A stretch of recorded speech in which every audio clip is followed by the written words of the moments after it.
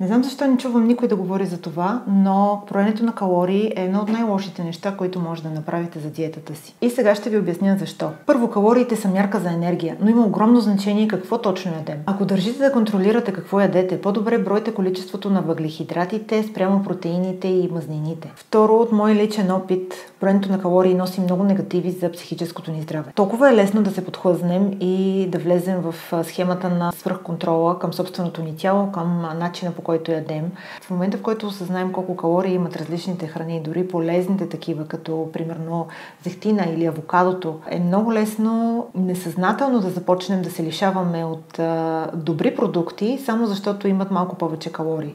А в крайна сметка ние не можем да живеем само на салати и пилешко месо.